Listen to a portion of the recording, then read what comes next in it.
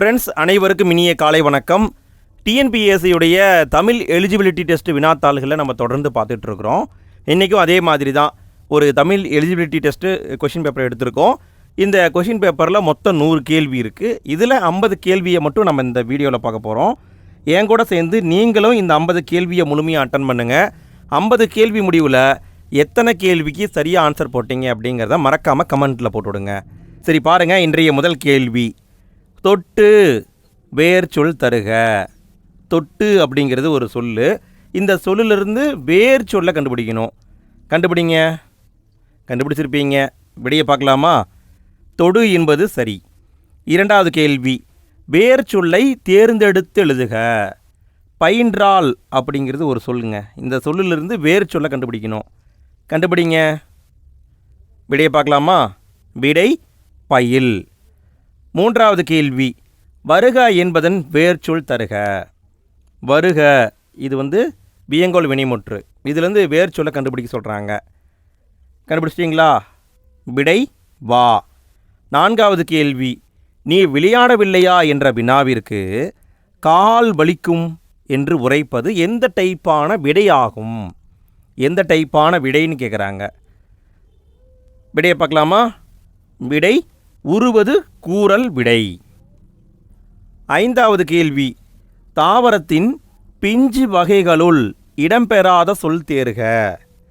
அதாவது கீழே இருக்கிற 4 சொல்லில் ஏதோ ஒன்று சொல் பிஞ்சு வகையில் வரல. அது என்னன்னு கேட்குறாங்க. தாவரத்தின் பிஞ்சு வகையில் இடம்பெறாத சொல் என்ன? கண்டுபிடிங்க. கண்டுபிடிச்சிட்டிங்களா? விடையை பார்க்கலாமா? தாறு என்பது வராது. அதாவது தாறு என்பது பிஞ்சு கிடையாது. இது முற்றிய காய். அதுவே வடு, கவ்வை, மூசு என்பதெல்லாம் பிஞ்சு வகைகள். ஆறாவது கேள்வி, ஒரு பொருள் தரும் பல சொற்கள். கடி அப்படிங்கிற ஒரு சொல்லுக்கான பல பொருட்களை கேட்குறாங்க. கடி என்ற சொல்லின் பொருள் என்ன? கண்டுபிடிங்க. விடையை பார்க்கலாங்களா? கடி என்ற சொல்லுக்கு காவல் என்ற பொருளும் இருக்குது, விரைவாக அப்படிங்கிற பொருளும் இருக்குது. ஏழாவது கேள்வி, குரங்கு குரங்கு. இங்கே பாருங்கள், இந்திரா வந்திருக்கு. ஒளி மற்றும் பொருள் வேறுபாடு அறிந்து சரியான பொருளை அறிக. இந்த குரங்குன்னா என்ன, இந்த குரங்குன்னா என்ன?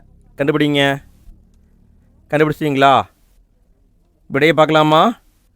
இந்த குரங்குன்னா வானரத்தை குறிக்கும், காட்டில் வாழ்கிற குரங்கு. இந்த குரங்கு என்பது தொடையை குறிக்கும். எட்டாவது கேள்வி, ஒளி மற்றும் பொருள் வேறுபாடறிந்து சரியான இணையை தெரிவு செய்க. இந்த கூரைனா என்ன, இந்த கூரைனா என்ன? இதை கண்டுபிடிக்க சொல்கிறாங்க. கண்டுபிடிங்க. கண்டுபிடிச்சிட்டிங்களா? இது ஆல்ரெடி நம்ம பார்த்த வினாதான். விடையை பார்க்கலாமா? இந்த கூரைனா வீட்டின் கூரை, இந்த கூரைனா புடவையை குறிக்கும். ஆங்கில சொல்லுக்கு நேரான தமிழ் சொல்லை அறிதல். சரியான இணையை தேர்க. கீழே என்ன கொடுத்துருக்காங்கன்னா ஆங்கில சொல் தமிழ் சொல்ல கொடுத்துருக்காங்க. எது கரெக்டாக இருக்குன்னு கேட்குறாங்க. எது சரியாக உள்ளது? கண்டுபிடிங்க. கண்டுபிடிச்சிட்டிங்களா? விடையை பார்க்கலாமா? டிமாண்ட்ராஃப்னா வரைவோலை. இதுதான் கரெக்டு. 10வது கேள்வி, ஆங்கில சொல்லுக்கு இணையான தமிழ் சொல் தருக. டெம்பிஸ்ட். டெம்பிஸ்ட்னா என்னங்க? இந்த வினா ரிப்பீட் கொஷின். ஆல்ரெடி நம்ம பார்த்துருக்குறோம். விடையை பார்க்கலாமா? விடை பெருங்காற்று. 11வது கேள்வி, ரிபவாலிஷம். இதை 2-3 நாளைக்கு முன்னாடி தான் பார்த்தோம். என்ற சொல்லுக்குரிய தமிழ் சொல்லை எழுதுக. இதை 2-3 நாளைக்கு முன்னாடி தான் பார்த்தோம். விடை தெரிந்திருக்கும். விடை மீட்டுருவாக்கம். 12வது கேள்வி, பிழையான தொடரை கண்டறிக. எந்த தொடர் பிழையாக இருக்குதோ அதைத்தான் கண்டுபிடிக்க வேண்டும். எப்படி கொடுத்துருக்காங்கன்னா அதாவது மயங்கொலி எழுத்து அடிப்படையில் கொடுத்துருக்காங்க. எது தவறு? கண்டுபிடிச்சிருப்பீங்க. விடையை பார்க்கலாமா? விடை சி தான் தவறு. அதாவது இங்கே பாருங்கள், இந்த லை கரெக்டு தான். காளைகளை பூட்டி வயலை உழுதினர் கரெக்டு. மலை மீது ஏறி கல்வெட்டுகளை கண்டறிந்தனர் கரெக்டு. காலையில் பூத்த மல்லிகை மனம் வீசியது, இதுவும் தவறு. மனம் அப்படின்னா 3 சொல்லி நான் வந்திருக்கணும். காலைனா இந்தலை வந்திருக்கணும். ஸோ அதனால தான் தப்பு. நெற்பயிர்கள் மழை நீரில் மூழ்கின, இது கரெக்டு. 13வது கேள்வி, பிழை நீக்கி எழுதுக. சந்தி பிழையை நீக்கணும் போல இருக்குது. சார், ஆர்தர் காட்டன் கல்லணையின் கட்டுமான உத்தி கொண்டுதான் தௌலீஸ்வரம் அணையை கட்டியதுன்னு கொடுத்துருக்காங்க. அதாவது ஒருமைப்பன்மை அடிப்படையில் கொடுத்துருக்காங்கன்னு நினைக்கிறேன். எது சரியாக வந்துள்ளதுன்னு கண்டுபிடிக்கணும். கண்டுபிடிச்சிருப்பீங்க. விடையை பார்க்கலாங்களா? விடை சி தான் கரெக்டு. சார், ஆர்தர் காட்டன் கல்லணையின் கட்டுமான உத்தியைக்கு இங்கே வந்து எய்க் வந்திருக்கணும். உத்தியைக், இது கரெக்டு. கொண்டுதான் தௌலீஸ்வரம் அணையை கட்டினார், இதுவும் கரெக்டு. ஸோ இதுதான் சரியான தொடர். 14வது கேள்வி, சரியான ஒலி மரபை கண்டறிக. சிங்கம் எவ்வாறு சத்தமிடும்? இது ரிப்பீட் கொஷின், பலமுறை பார்த்துருக்கிறோம். விடையை பார்க்கலாமா? விடை சிங்கம் முழங்கும். 15வது கேள்வி, பொருந்தாத சொல்லை கண்டறிதல். கவிஞர் அப்துல் ரஹ்மான் இவர் எழுதிய நூல்களை கொடுத்துருக்காங்க. அதில் எது பொருந்தாதது அப்படின்னு கண்டுபிடிக்க சொல்கிறாங்க. எது பொருந்தாதது? கண்டுபிடிச்சிட்டிங்களா? விடையை பார்க்கலாமா? கரித்துண்டு என்பது பொருந்தாதது. பால் வீதி, நேயர் விருப்பம், சொந்த சிறைகள், இது எல்லாமே கவிஞர் அப்துல் ரஹ்மான் எழுதியது. கரித்துண்டை அப்துல் ரஹ்மான் எழுதவில்லை. அப்போ கரித்துண்டு என்ற நூலை யார் எழுதினாங்க? இது உங்களுக்கான கேள்வி. தெரிஞ்சவங்க கமெண்ட்டில் போடுங்க, தெரியாதவங்க கமெண்ட்டை பார்த்து தெரிஞ்சுக்கோங்க. சரி, அடுத்த கேள்வியை பாருங்கள். 16வது கேள்வி, தென் திராவிட மொழி குடும்பத்திற்கு பொருந்தாதது கண்டறிக. அதாவது கீழே இருக்கிற 4 மொழிகளில் ஏதோ ஒரு மொழி தென் திராவிட குடும்பத்தில் வரவில்லை. அது என்னங்கிறத கண்டுபிடிக்கணும். கண்டுபிடிச்சிருப்பீங்க. விடையை பார்க்கலாமா? விடை தெலுங்கு வராது. தமிழ், மலையாளம், கன்னடம் எல்லாம் தென் திராவிட மொழிகள். தெலுங்கு என்பது நடு திராவிட மொழியில் வரும். 17வது கேள்வி, பொருந்தா சொல்லை கண்டறிக. எது பொருந்தாத சொல்லோ அதை கண்டுபிடிக்கணும். என்ன கொடுத்துருக்காங்க? ஊறுகாய், கருங்குவளை, ஆடு கொடி, வளர்த்தமிழ். அதாவது இதில் என்ன வந்திருக்குன்னா வினைத்தொகையும் வந்திருக்கு, பண்புத்தொகையும் வந்திருக்கு. ஸோ எது தவறுன்னு கண்டுபிடிக்கணும். விடையை பார்க்கலாமா? கருங்குவளை என்பது தவறு, ஏன்னா இது பண்புத்தொகை. மற்ற எல்லாமே வினைத்தொகை. வளர்த்தமிழ், ஊறுகாய், ஆடுகுடி எல்லாமே வினைத்தொகை. ஸோ அதனால் கருங்குவளை தான் பொருந்தலை. 18வது கேள்வி, செய்யுளிசை அளபடைக்கு பொருந்தாத சொல்லை தேர்க. அதாவது எந்த சொல்ல செய்யுளிசை அளபடை இல்லை அதை கண்டுபிடிக்கணும். எதில் செய்யுளிசை அளபடை இல்லை? விடையை பார்க்கலாமா? விடை இன்புருவும் என்பது செய்யுளிசை அளபடை இல்லை, அது பொருந்தலை. அடுத்து 19வது கேள்வி, சரியான இணையை தேர்க. எது சரியான இணையோ அதை கண்டுபிடிக்கணும். கண்டுபிடிச்சிட்டிங்களா? விடையை பார்க்கலாமா? விடை ஐயம்னா தெளிவு, இதுதான் கரெக்டு. 20வது கேள்வி, எதிர்ச்சொல் கண்டறிதல். மிசை என்பதன் எதிர்ச்சொல் என்ன? மிசை என்பதன் எதிர்ச்சொல் என்னன்னு கேட்குறாங்க. நல்லா பாருங்கள், மிசை என்பதன் பொருளை கேட்கல, எதிர்ச்சொல்லை கேட்குறாங்க. விடையை பார்க்கலாமா? மிசைனா மேலேன்னு அர்த்தம், அதுக்கு எதிர்ச்சொல் கீழே, இதுதான் சரி.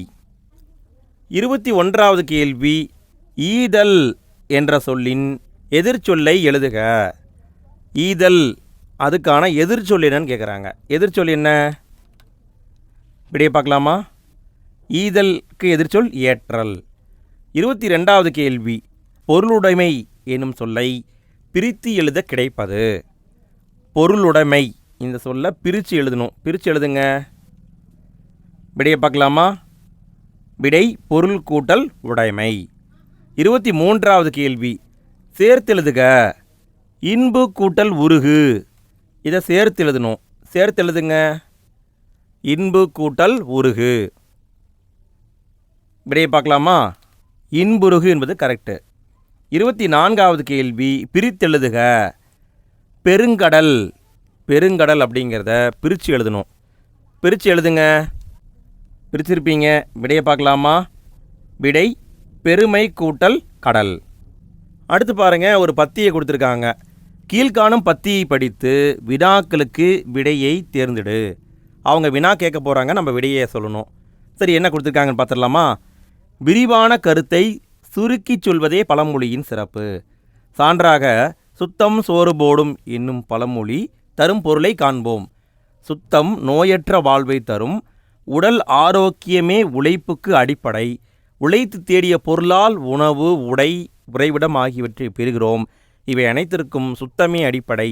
இவ்விரிந்த கருத்து சிறு அடிக்குள் அடங்கியுள்ளது. இப்படி கொடுத்துருக்காங்க. சரி, ஓகே, அவங்க கேள்வியை கேட்க போகிறாங்க, நம்ம பதில் கொடுக்க போகிறோம். 25வது கேள்வி, பழமொழியின் சிறப்பு டேஸ் சொல்வது. பழமொழியின் சிறப்பு எப்படி சொல்வது? இங்கேயே கொடுத்துருக்காங்க. விடை சுருக்கி சொல்வது, சுருங்கச் சொல்வது. 26வது கேள்வி, நோயற்ற வாழ்வை தருவது எது? எது நோயற்ற வாழ்வை தரும்? இங்கே பாருங்கள், சுத்தம் நோயற்ற வாழ்வை தரும். அப்போ விடை சுத்தம். 27வது கேள்வி, உடல் ஆரோக்கியமே டேஸிற்கு அடிப்படை. உடல் ஆரோக்கியம் எதற்கு அடிப்படை? எதற்கு அடிப்படை? உழைப்புக்கு அடிப்படை. அப்போ இதுதான் வரும். எங்கே இருக்குது? இங்கே இருக்குது பாருங்கள். 28வது கேள்வி, உழைத்து தேடிய பொருளால் நாம் பெறுவன. நமக்கு என்ன கிடைக்கும்? இப்போ தான் பார்த்தோம், உணவு, உடை, உறைவிடம் கிடைக்கும். 29வது கேள்வி, இப்பத்தியில் இடம்பெறும் பழமொழி. அதாவது நம்ம என்ன பழமொழியை படித்தோம்? என்ன பழமொழி? சுத்தம் சோறு போடும். அடுத்து 30வது கேள்வியை பாருங்கள். ஒருமை பன்மை பிழையான தொடரை நீக்குக. எது பிழையான தொடரோ அதை கண்டுபிடிச்சு சொல்லணும். எது பிழையான தொடர்? கண்டுபிடிங்க. கண்டுபிடிச்சிட்டிங்களா? விடையை பார்க்கலாமா? விடை டி தான் பிழையான தொடர். இவைதான் எனக்கு பிடித்த நூல்கள். இவைன்னு வரணுமா? வரக்கூடாது. அதாவது இவைகள் அப்படின்னு வந்திருக்கணும். அடுத்து 31வது கேள்வி, ஒருமை பன்மை பிழையற்ற தொடர் எது? எதில் ஒருமை பன்மை பிழை இல்லாமல் இருக்குதுன்னு கேட்குறாங்க. எதில் பிழை இல்லாமல் இருக்குது? விடையை பார்க்கலாமா? அவன் நெறியோடு நின்று காவல் காக்கின்றான். இதுதான் கரெக்டு. 32வது கேள்வி, ஒருமை பன்மை பிழையற்ற தொடரை தேர்ந்தெடுக்க. ஒருமை பன்மை பிழை இல்லாத தொடரை தேர்ந்தெடுக்கணும். எந்த தொடரில் பிழை இல்லை கண்டுபிடிங்க. கொஞ்சம் டைம் எடுக்கும், அதுக்குள்ளே நான் வழக்கமான டைலாக பேசி விட்டுறேன். ஃப்ரெண்ட்ஸ், வீடியோ பிடிச்சிருந்தால் லைக் போடுங்க ஃப்ரெண்ட்ஸ். வீடியோ எப்படி இருந்தது அப்படிங்கிறதையும் மறக்காமல் கமெண்ட்டில் போட்டு விடுங்க ஃப்ரெண்ட்ஸ். நிறைய பேர் வீடியோவை பார்க்குறீங்க, ஆனால் லைக் போட மறந்துடுறீங்க. வீடியோ பிடிச்சிருந்தால் லைக் போடுங்க. வீடியோ எப்படி இருந்ததுங்கிறத கமெண்ட்டில் போடுங்க. 50 கேள்வியை பார்த்துட்டோம். இந்த 50 கேள்வியில் உங்களுக்கு எத்தனை கேள்விக்கு ஆன்சர் தெரிஞ்சுது அப்படிங்கிறத மறக்காமல் கமெண்ட்டில் போடுங்க. இது வரைக்கும் 50க்கும் மேற்பட்ட வீடியோக்களை நம்ம போட்டிருக்கோம். அந்த வீடியோக்கான லிங்க்கு இந்த வீடியோக்கு கீழே டிஸ்கிரிப்ஷனையும் ஃபஸ்ட் கமெண்ட்லையும் இருக்குது. கிளிக் பண்ணி எல்லா வீடியோவையும் பார்த்து யூஸ் பண்ணிக்கோங்க. சரி, விடையை பார்க்கலாமா? விடை டி தான் கரெக்டு. என் தந்தை என்னை கையோடு அழைத்து கொண்டு வகுப்பறைக்குள் நுழைந்தார். இதுதான் சரி. 33வது கேள்வி, சொல் பொருள் பொருத்துக. சொல்லையும் பொருளையும் பொருத்துங்க. புரிசை, புலை, பனை, கயம். விடையை பார்க்கலாமா? விடை ஏ தான் கரெக்டு. புரிசைனா மதில், புலைனா சாளரம், பனைனா முரசு, கயம் அப்படின்னா நீர்நிலை. இதுதான் ஆன்சர். 34வது கேள்வி, சொல்லும் பொருளும். என்ன கொடுத்துருக்காங்க? தவறான இணையை கண்டறிக. எது தப்போ அதை கண்டுபிடிக்க சொல்கிறாங்க. கீழே இருக்கிறதுல எதில் தப்பு இருக்குது கண்டுபிடிங்க. கண்டுபிடிச்சிருப்பீங்க. விடையை பார்க்கலாமா? மான்னா வண்டு கரெக்டு, பாவின்னா பொய்கை கரெக்டு, மதுன்னா தேன் கரெக்டு, மேதினா மயில் கிடையாது, தவறு. மேதினா என்ன? இது உங்களுக்கான கேள்வி. இதுக்கான சரியான பதிலை கமெண்ட்டில் போட்டு விடவும். தெரிஞ்சவங்க கமெண்ட்டில் போடுங்க, தெரியாதவங்க கமெண்ட்டை செக் பண்ணிக்கோங்க. 35வது கேள்வி, சொல் பொருள் பொருத்துக. சொல்லையும் பொருளையும் பொருத்துங்க. கண்டுபிடிங்க பார்க்கலாம். கண்டுபிடிச்சிட்டிங்களா? விடையை பார்க்கலாமா? Time starts now. விடையை பார்க்கலாம். விடை சி தான் கரெக்டு. அளந்தவர் அப்படின்னா வறியவர், நோன்றல் அப்படின்னா பொறுத்தல், கிளைனா உறவினர், போற்றார்னா பகைவர். இதுதான் ஆன்சர். 36வது கேள்வி, கீழ்காணும் தொடரில் உள்ள பிழைகளை திருத்தி எழுதுக. என்ன கொடுத்துருக்காங்க? அது இல்லாத இடத்தில் எதுவும் நடக்காது. இதில் பிழையை திருத்தி எது சரியானதுன்னு கண்டுபிடிக்கணும். கண்டுபிடிங்க பார்க்கலாம். விடையை பார்க்கலாமா? விடை, அஃது இல்லாத இடத்தில் எதுவும் நடக்காது. இதுதான் கரெக்டு. 37வது கேள்வி, பிழை திருத்துதல் ஒரு ஓர் அடிப்படையில் கீழ்காணும் தொடர்களில் சரியாக அமைஞ்ச தொடர் எதுன்னு கண்டுபிடிக்கணும். எது சரியானதுன்னு கண்டுபிடிக்கணும். கண்டுபிடிங்க. ஒரு ஓர் அடிப்படையில் கண்டுபிடிக்க வேண்டும். விடையை பார்க்கலாமா? சி தான் கரெக்டு. ஒரு புத்தகத்தை தொடுகிற போது நீ ஓர் அனுபவத்தை தொடுவாய். இதான் சரி. அதாவது இது உயிரெழுத்துக்கு முன்னாடி ஓர் வரணும். இது உயிர்மெய் எழுத்துக்கு முன்னாடி ஒரு வரணும். ஸோ இதுதான் கரெக்டாக இருக்குது. 38வது கேள்வி, சரியான தொடரை தேர்ந்தெடு. கவிதையை எழுதினார். இது எவ்வகை தொடர்? இது எந்த டைப்பான தொடர்னு கேட்குறாங்க. எந்த டைப்பான தொடர்? கவிதையை எழுதினார். விடையை கண்டுபிடிச்சிட்டிங்களா? விடையை பார்க்கலாமா?